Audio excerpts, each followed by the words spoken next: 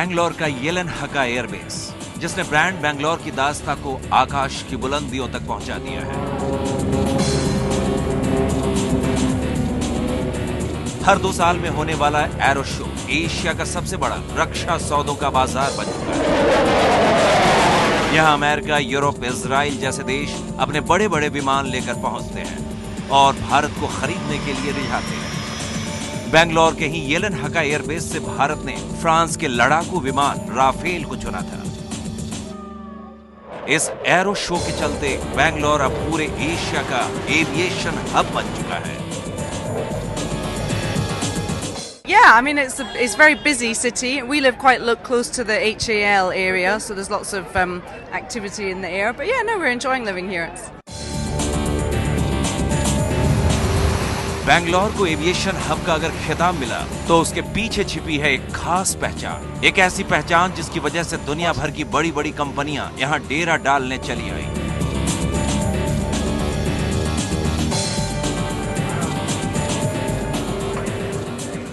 Bangalore city का education institution जो कोई भी हैं, इधर से बहुत सारे traffic in terms of employees को भेजते हैं बैंगलोर सिटी में, और बैंगलोर सिटी के सराउंडिंग शहर से भी बहुत सारे यंगस्टर्स आते हैं बैंगलोर को और यहाँ पर आईटी, आईटीएस और बायोटेक कंपनीज में काम करते हैं।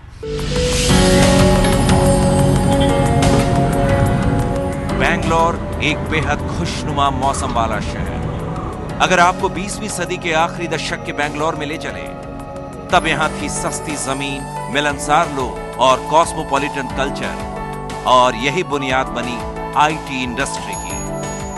और फिर हुई एक ऐसी क्रांति जिसने 15 साल में बैंगलोर को एक ऐसे मुकाम पर पहुंचा दिया कि अमेरिका के राष्ट्रपति बराक ओबामा को यह कहने के लिए मजबूर होना पड़ा कि संभल जाओ अमेरिका वालों बैंगलोर से। It's a tax code that says you should pay lower taxes if you create a job in Bangalore, India, than if you create one in Buffalo, New York. Outsourcing में इकोनॉमी है, और अगर economic sense prevail करता है तो president Obama कभी ना कभी ये सोचेंगे कि हमारे जॉब्स बफेलो में नहीं करेंगे लेकिन बैंगलोर में करेंगे, और इसी में समझदारी है। बैंगलोर की आईटी इंडस्ट्री से साल 2004 तक हर साल 25,000 करोड़ का निर्यात होता रहा। इस वक्त बैंगलोर में देश की 35% आईटी जनसंख्या है। बैंगलोर को लेक सिटी कहा जाता था, गार्डन सिटी कहा जाता था, लेकिन जैसे ही आईटी की तरक्की हुई, पार्क और लेक पर बने बड़े बड़े आईटी पार्क, जमीन की कीमत आसमान छूने लगी। फिर हुआ रियल एस्टेट बिजनेस का कारोबार। 15 साल पहले जो जमीन 800 से 900 रुपए प्रति स्क्वायर फीट के हिसाब से बिकती थी, आज उसकी कीमत 25,000 प्रति स्क्वायर फीट तक हो गई। शहर का रहन सहन देश के बाकी शहरों की तुलना में आसमान को छूने वाली महंगाई की तरह हो गया है।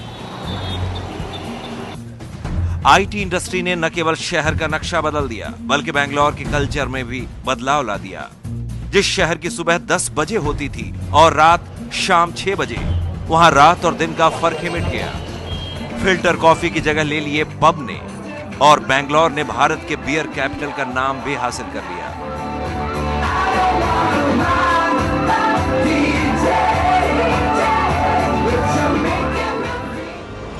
पंद्रह साल के भीतर बैंगलोर इतना बढ़ा कि 8 किलोमीटर के दायरे में रहने वाला शहर 55 किलोमीटर से भी ज्यादा में फैल गया।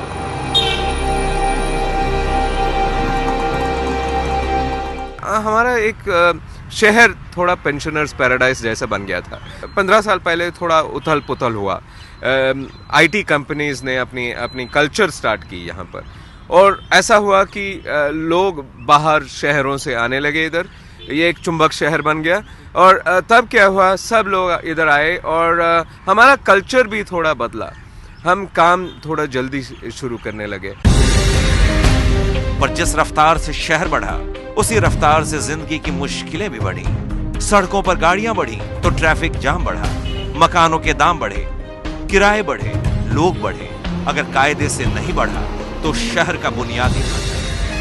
ट्रैफिक समस्या ने विप्रो के चेयरमैन अजीम प्रेम जी को इतना परेशान कर दिया कि उन्हें शहर में अपना निवेश बंद करने की धमकी तक देनी पड़ी।